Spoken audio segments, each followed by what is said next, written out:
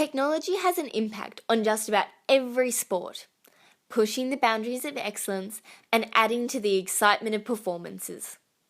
Some innovations along the way have caused considerable controversy, such as the winged keel of Australia 2, the yacht that in 1983 ended the USA's unbeaten run in the America's Cup. On the other hand, when Simon Anderson invented the thruster three-fin setup on surfboards in the 1980s and won 2 important surfing contests, the surfing world quickly adopted the new innovation, which is still the most popular fin configuration used today.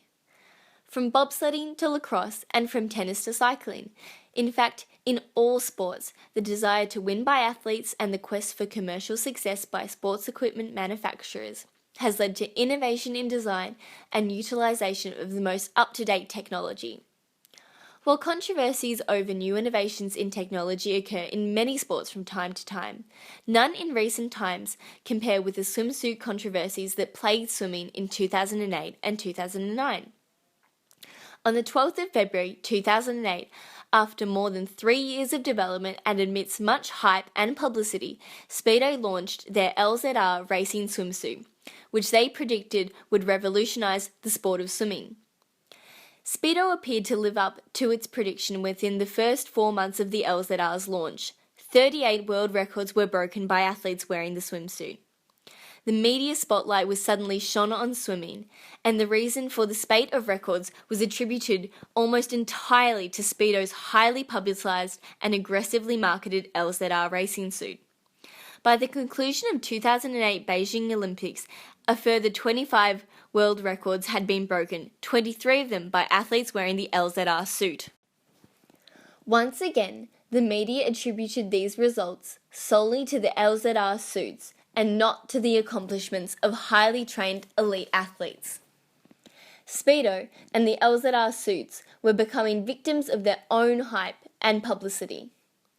11 months later, at the 2009 World Swimming Championships in Rome, Speedo's competitors had come up with swimsuits they felt would eclipse the success of the LZR racing suit.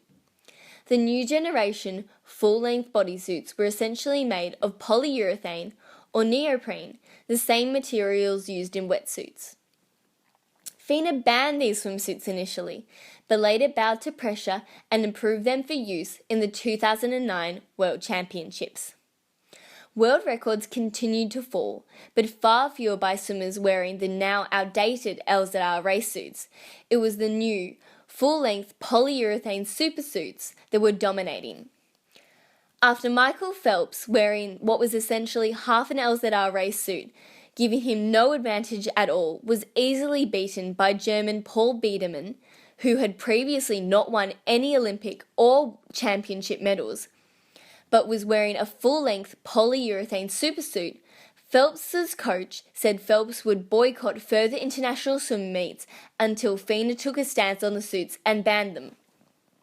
Forced into action, FINA banned the suits, which came into force on January 1st, 2010.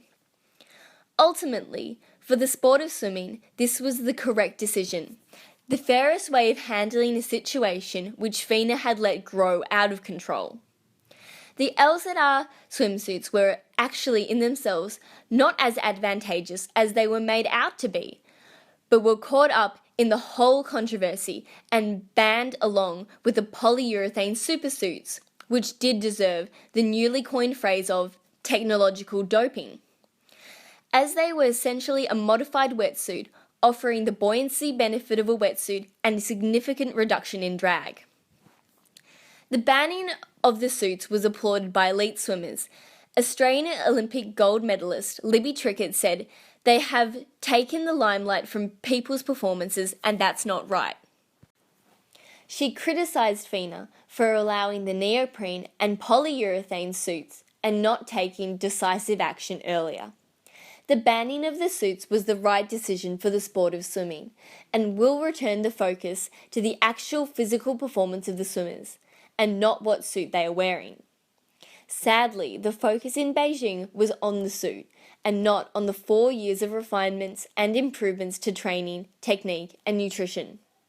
Michael Phelps, in 5 of his 8 gold medal winning races, wore only half the suit anyway, making his achievements even more remarkable. The sheer hard work and dedication of the athletes was hardly acknowledged. However, their achievements will forever be tainted. That is why, in the long run, it was the correct decision to ban all the suits. Anything that is achieved by swimmers now will be fully recognised for the amazing achievement that it is, and not to be clouded with controversy. It is now completely up to the swimmers and their physical performance in the pool, as it always should be.